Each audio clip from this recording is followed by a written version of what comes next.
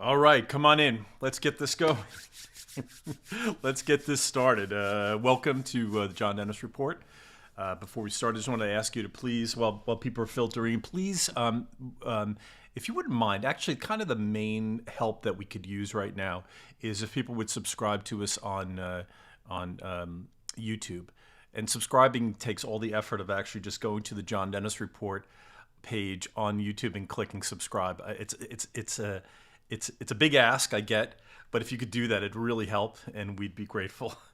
It'd help us to keep Mario up and running here. So if you could do that again, let's go to YouTube, the John Dennis Report, and click subscribe. Please do that. Thank you so much, and tell your friends too. We're trying to build an outpost here. Sometimes I think of us in San Francisco as being like behind enemy lines or like some frontier outpost with like a handful of people building a little fort to protect our territory, and if we lose the fort, then we lose a piece of the country. So any of your efforts just to support us, just to follow us from time to time, really helps us to continue the fight behind enemy lines here in San Francisco. So thanks so much. Thanks for being here too. Appreciate it.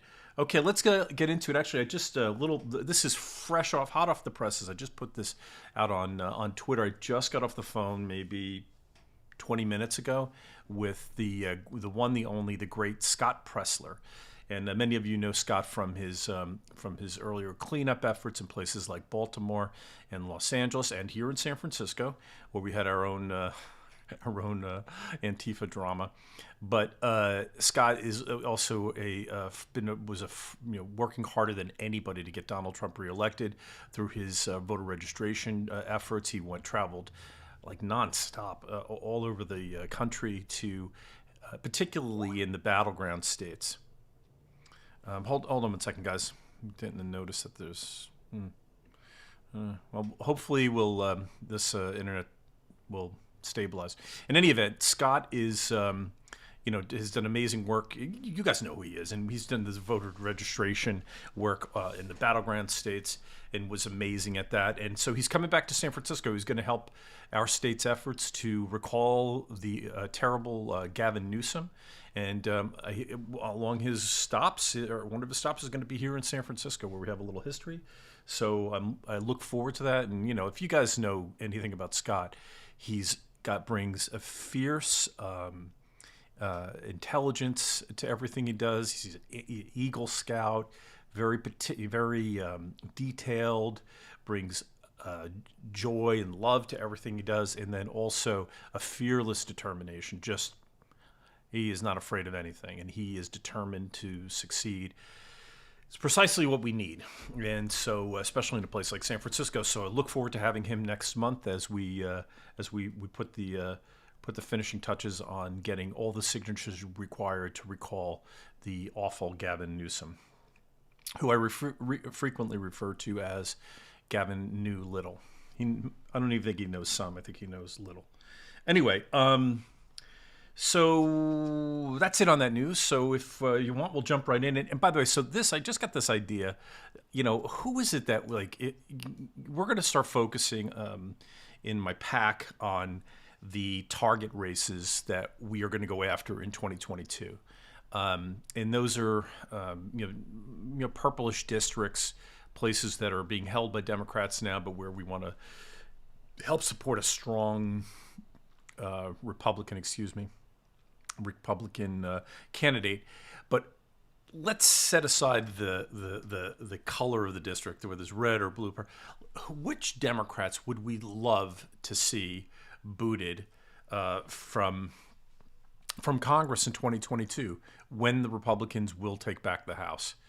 And so this is the top 10 list.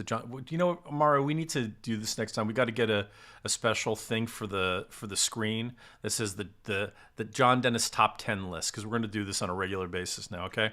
Certainly. Yeah. Okay. So this is the top 10 list, and not all the top 10 lists will have this element, but I'm going to throw in a couple of honorable mentions off the top. Actually, maybe I'll do the honorable mentions before I get to number one. Okay, let's start with number 10. Number 10. Oh, Mario, this is going to throw you off a little bit, right? If I do this? I'm ready. Okay. Number 10, Debbie Wasserman Schultz. Again, these are the top 10 Democrats we would love to see booted from Congress in 2022. Actually, that's a pretty good picture of her. Um, God. I mean, she is everything. You know, I have to say, as a partisan, I kind of give a little leeway to people who are in partisan positions who've got to, put on the best face when their party's in a tough spot. So I give a little bit of leeway there. But aside from being an abject liar, this Debbie Wasserman Schultz is also unbelievably corrupt. We've never figured out what actually happened with her computer and the fact that she was being bribed by these, I think they were a Pakistani family, and it cost her the leadership position as the head of the Democrat National Committee, and I don't know what's going on there, and she's just sort of quietly going about her business. But if what was said happened actually did happen, she's totally and completely compromised. They have her computer; they could be blackmailing her. We wouldn't know the difference. And she's just also full of the worst possible ideas, always about power, nothing but that. So we'd love to see Debbie Wasserman Schultz get the boot in 2022. Now, by the way, before I continue, one thing I did want to say is send it to me on Twitter and Facebook. Tell me your top 10. I want to see how your top 10 matches up to my top 10. And maybe the order is not going to be exactly the same, but send it to me anyway. Even your top 5, whatever you want, just send. But I'd be curious to see what your top 10, who your most disliked Democrats are, the ones that you love to see gone in 2022. Okay, moving on. The next one would be Ayanna Pressley. Got her? Yeah, and I mean the thing about Ayanna Pressley, and this she is probably the fourth best known out of four of the quote unquote the squad, the four Democrat women who became higher profile ish during because they were elected in 2020, and I can say this is true of all of them, and that is that they are totally and completely unreasonable. There's never any concession. There's nothing going backwards. And I wouldn't say this of all Democrats. I think, there is sort of the old school Democrat liberals who generally like the principles of the country, but want to tweak it a little bit so that people who have gotten a raw deal, who are sort of the least economically powerful, don't get totally and completely taken advantage of. That's sort of the old school decent Democrat. This new crop, the squad of which Ms. Pressley is one, the impression one gets, and I don't want to be a mind reader, but I think it's a fairly good impression. And if I talk to her, I would say this to her face, and that is that she and the rest of the squad really don't like this country.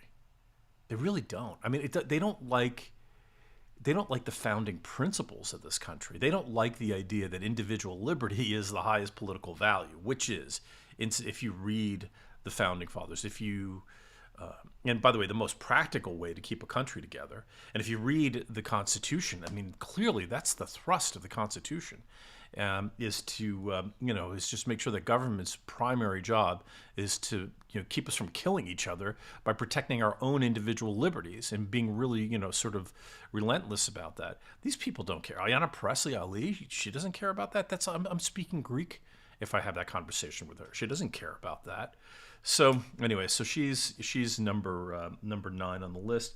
Would love to see her go, and she's just I suspect that both that she and many of the other people on this list, if not all of them, but especially the squad members, are all deeply, profoundly influenced by the writings, or at least the echo writings of Karl Marx. I mean, I don't know that they've all read Marx, but they've certainly read the interpreters of Marx and used that as an excuse to grab power.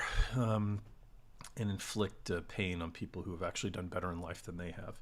Okay, moving on. Number 8. Oh, what is her first? How do you say her name? Pramila. Pramila Jayapal. Now, this lady, this woman is from Washington State, from the Seattle area, and if you saw what happened, what they allowed to have happen in Seattle with the CHOP or the CHAZ, or whatever that autonomous zone was called ultimately in Seattle. She represents that. When I see this woman, she represents that. Like, she didn't say anything bad about it. She kind of encouraged it, and everything that she said. There's another woman, by the way. She's like on the city council up there. Another Indian woman who's also shares the same politics as this Miss Jayapal. I mean, it's deeply socialist, and really, when I think about socialism, I think about the benign socialism. I think about the Scandinavian socialism that the Bernie is constantly trying to sell. A socialism, by the way, with which I'm familiar, although with Bernie's vision of what it is far different than it actually is. And I'm saying this as someone who lived in Sweden, right? So what Bernie's version is, what he pretends, he thinks the Scandinavian socialism is not what it is. In many ways, or in certainly several ways, Sweden is, has a far freer market than we do at this point. And if you're living in California and you're making money, your taxes are at least as high as the taxes that they pay in Sweden. So anyway, so she's kind of on the border. Like, I think of her as sort of like a socialist, communist, sort of in between, but she's definitely on that side. And also, the common thing about all these people is that totally unreasonable. Like, you can't reason with this person. Like, Ro Khanna is a guy who strikes me as totally on board with the ideology and the what is the term? The orthodoxy of the left, but sort of can reason with him on certain things. I get no sense that you can reason with these people, all the people on this list. I hate to say it, all of them appear to be, bald-faced liars. I mean, they're sort of con artists, all of them. There's no self-awareness, and that, as we get deeper into this list, that'll become more and more evident. But anyway, so she certainly fits the bill, and also strikes me as someone who deeply, deeply hates the roots of this country. Okay, moving on to the next number. That is Jayapal. Number 7, Rashida Tlaib.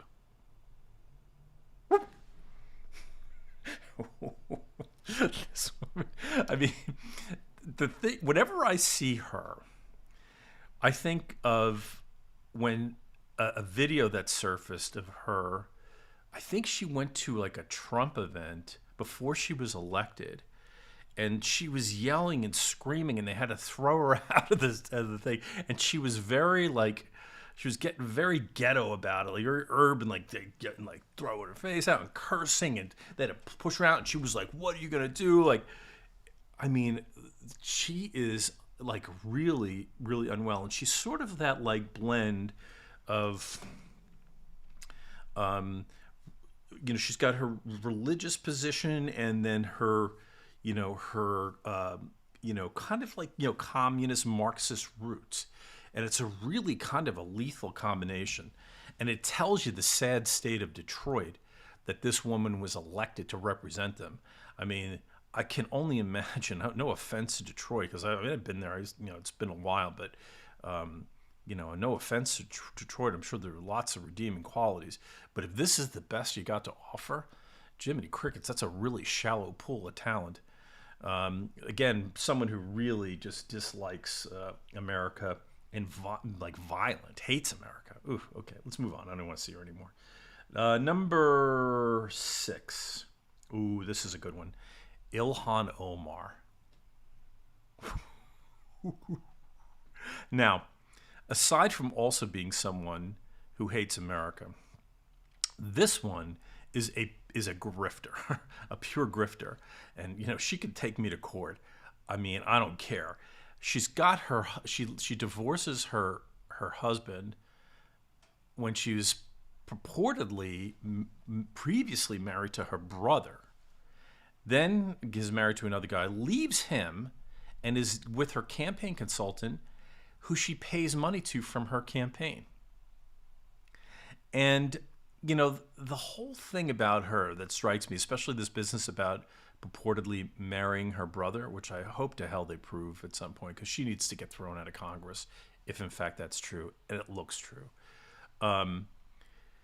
is that she is just one of these sort of these immigrants who come in who just see, unlike most immigrants, by the way, particularly the legal ones, most immigrants come here and see the opportunities. She saw the opportunity to take advantage of decent people in the United States.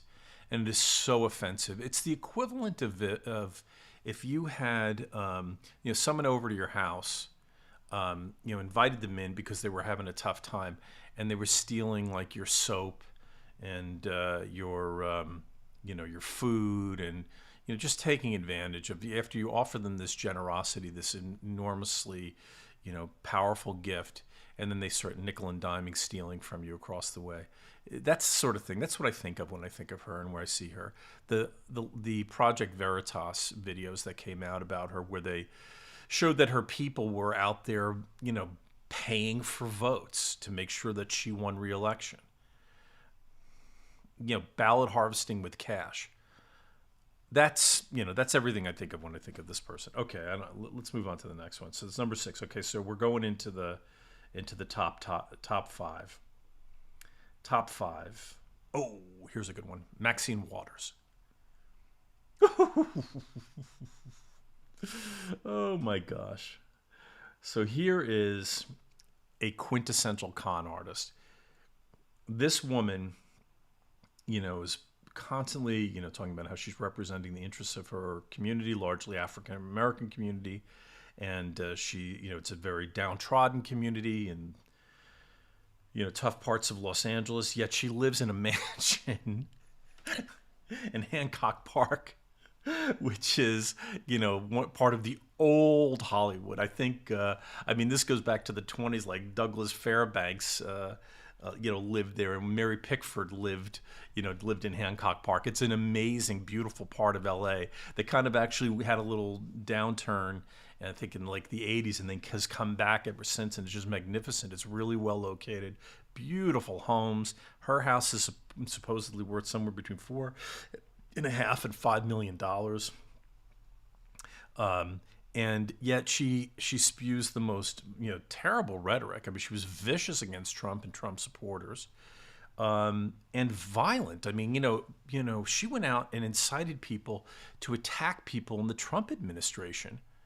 And I don't recall anybody on in the sort of the left mainstream media, the New York Times, CNN, MSNBC, any of those people calling her out for that. I mean, they talk about Trump inciting a riot when he said we are peacefully protesting. Meanwhile, she's out there telling people to get into the faces of people who happen to work in the Trump administration. This woman needs to go. She really needs to be tossed out. Please, do what you can to help. We got to find a way to get this woman out of Congress. She's just awful and needs to go. Okay, I can't look at these people for terribly long. Let's move on to number. So she's number 5. Ooh, number 4. And this, by the way, this is where it starts getting really tricky, because you'll fight me with these. But number 4 is Eric Swalwell, another Californian. By the way, for anybody who thinks that I'm taking advantage of or mocking people outside, a bunch of the people on this list, including the honorable mentions, which I'll come up in a second, are from my own state of California. So, and that includes this knucklehead. This guy. The only good thing I can say about him is that he used to, won't do it anymore, used to go on opposing media like Fox News station that I don't really watch very much anymore. But he at least used to go on there, and he would spin the most insane, to take the most insane spins on anybody. There's only one other person on this list who takes even wilder, more insane spins.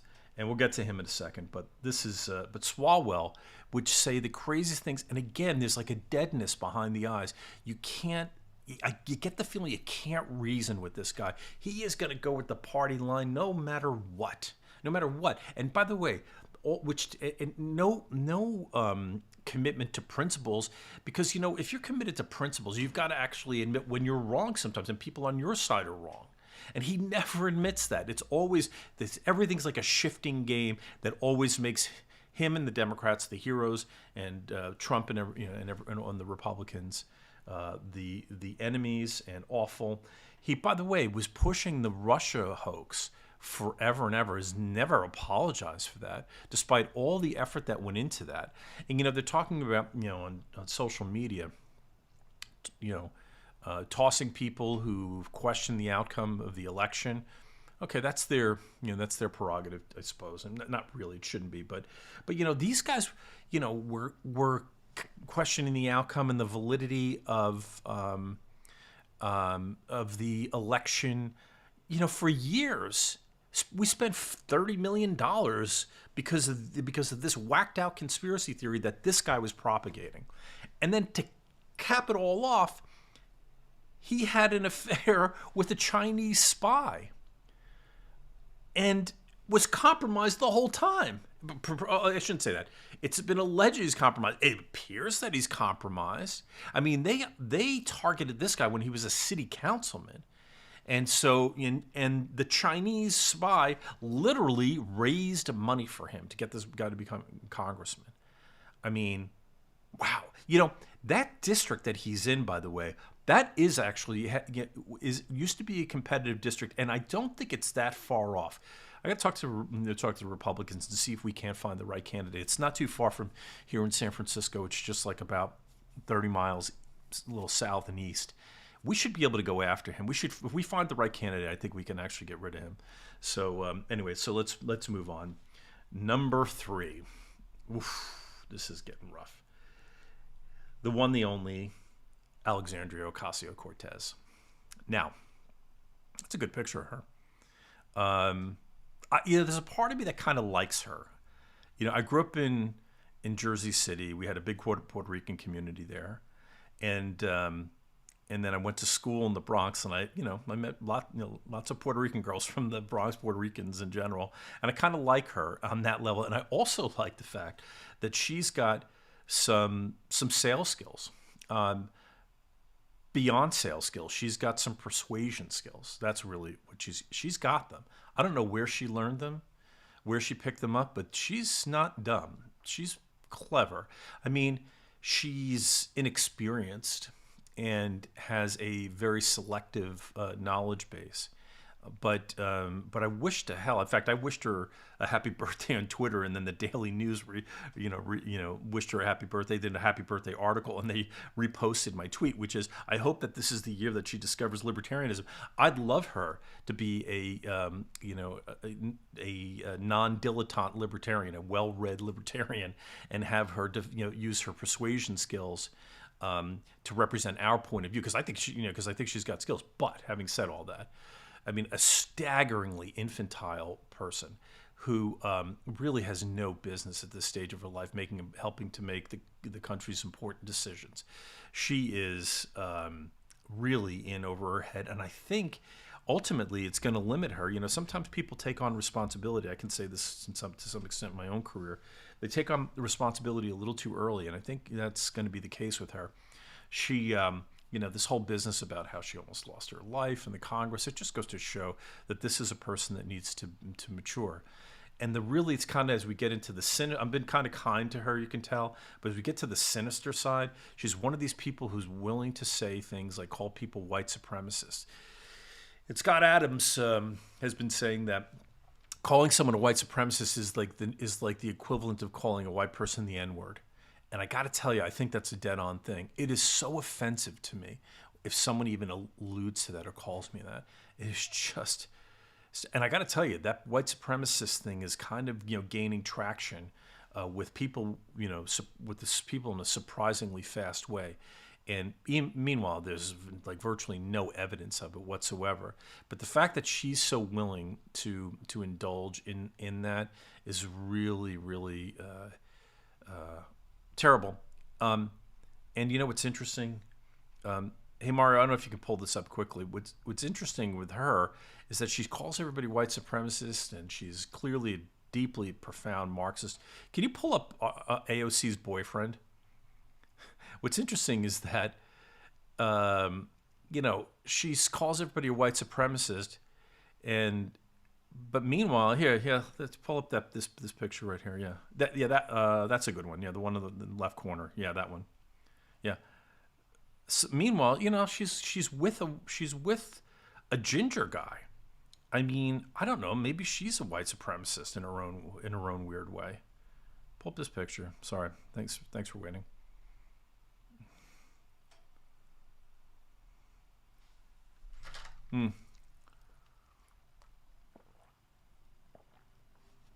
Anyway, all right. It's not worth. Well, you guys can do your own Google search on that. Forget it, Mario. It's okay. Yeah. Okay. Open it up. Yeah. There. Is it open? Yeah. Yeah. So I mean, this. Yeah. I mean, so is she a white supremacist because she's with this guy? I mean, anyway, let's move on. I don't want to spend much time on this. I just find the whole thing really irritating. Number two. Number two is the awful, odious Adam Schiff. This freaking guy.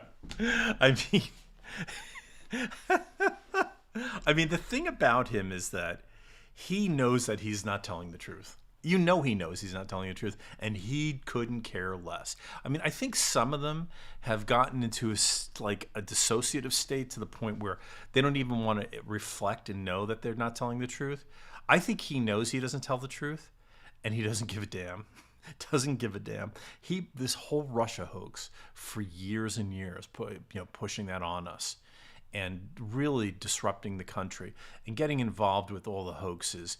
The Fine People hoax. I mean, that one was so unbelievably damaging to the fabric of the country. Saying that the President of the United States and all of his supporters would support that kind of thing that they were suggesting with the Fine People hoax is such a terrible thing to inflict on the country. All of the great things that people do in this country to be Americans, irrespective of any defining characteristic. And for this piece of crap, Adam Schiff, to tear it apart, makes your stomach turn. So Adam Schiff, nothing would please me more than to see this guy get the boot in 2022 and find his way to some awful menial job in the future. Okay, before we get into number one, let me give you a couple of honorable mentions. And after this murderer's row lineup of awful people in Democrats in Congress, these people are going to pale in comparison a little bit, but let me give you their names. Okay, number 14 is Steve Cohen from Tennessee. No, that's not him. Yeah, this guy. The one right there, Steve Cohen. Oh, dude, that's not him. Okay, I got the wrong Steve Cohen. That's okay. Anyway, he's just a snake. Let's just move on. People can find you. They don't need to know. Number 13, actually, it's not really number 13. There's no real lineup, but Cori Bush. Pull her up. Yeah. So this woman actually just made it onto the list as a late entry, as an honorable mention, because she was caught saying bad things about, I guess, Marjorie Taylor Greene, and then got caught because Marjorie Taylor Greene actually filmed their encounter, and it turns out that the Cori Bush version of it was a complete lie. So there's that. Also in the honorable mention list is Ted Lieu, that guy from L.A., down from Redondo Beach. I think it's Redondo, yeah. I mean, this guy, another bald-faced liar. And by the way, if you ever want to see a really gratifying moment, look at when Candace Owens was being questioned by Ted Lieu in front of Congress and how she completely eviscerated him. It is unbelievably gratifying, especially for this smug, freaking bald-faced liar, Ted Lieu. Okay? And then last but not least, in the honorable mention category is Charlie Crist. The con artist. This guy switched parties. He was a Republican. Was he governor? And then he switched parties so that he could, so they could move on. And he's just a typical careerist. A guy's looking for any spot he can get, in a government job. There's some other questions about his personal life that remain out in the open, and just another typical grifter. I mean, think about all these people. I got 14 people on the list, all just from the Democrat side. These are the people who are making decisions about our country, and they're all the most awful people. So last but not least, and if I can get a little drum roll, I don't think we have it, but I'll just do a little drum roll here, is Nancy Pelosi, of course. Who else could be number one on this? What other Democrat would you rather see get the boot in 2022? Is there anybody else you'd rather see go than Nancy Pelosi? And the funny thing is that, I've been involved in like running against Pelosi and, and here in San Francisco for, over like 12 years now. And, she has not gotten better. She hasn't aged like fine wine. I can only say that, all the things that you think about her, the sort of the word map of Nancy Pelosi: arrogant, hypocritical, sort of self-entitled, totally self-unaware. All those things have just gotten worse with her. And, again, going back to to hypocrisy, just to point it out, the hypocrisy argument is not very persuasive, but at least it is something to marvel at. Many people have been tossed off of social media for questioning the outcome of the election. But here's a woman who continually referred to Donald Trump as the current occupant of the White House. Now, I don't know how long I would last on Twitter if I kept referring to Joe Biden as the current occupant of the White House. I wouldn't try, just because, there's clearly a double standard within social media. But that's who she is. Totally and completely disruptive to the United States. And always people feel like, and, this has been looked into by a number of folks, there's something about her net worth, which is substantial, and her husband is, apparently done well, but I think that they don't have any compunction, and I think there's evidence that they have no compunction about using government inside information to enhance their own wealth. So, like, for example, one of the videos we did last week was about Nancy Pelosi must have presumably got word that the Biden administration was going to go to enhance its electric fleet of government cars, government vehicles. So Nancy Pelosi and her husband presumably bought a bunch of options in Tesla at what appears to be around $500 a piece. Stock went up to $890. So on a you can leverage options. They're leveraged purchases by definition. So she ended up making what appears to be millions of dollars based on trading on inside information. 60 Minutes did a report on this in 2011. And so there's the corruption element too. And she also, there have been rumors that she was doing the Biden. What a lot of these people, high-level people in government, do is instead of getting paid directly, what they do is they send out their family members, their kids, their brothers, their sisters, to go out and do deals, and then those folks get the money. By peddling the influence of the people who are in power. And it appears that Nancy Pelosi may have been doing that even in Ukraine, which is one of the reasons why she may have been so fearful of the Donald Trump presidency and so vicious about it. So in any event, Nancy Pelosi, there's so many reasons. I could spend a whole day on this topic, but I want to kind of get on with it and let you get on with your day. Nancy Pelosi is our number one person we would love to see and leave Congress in 2022. And as it turns out, in a disclaimer, I'm running against Nancy Pelosi in 2022. So so that's it for today's list. We're going to start to do more of these top 10s. Thanks for staying with us. I don't know what the comments have been on this one, but I don't see a lot of comments. But okay, anyway, that's it. I want to thank you again. Please remember to subscribe on YouTube at the John Dennis Report, and we will see you tomorrow. Thanks for being here.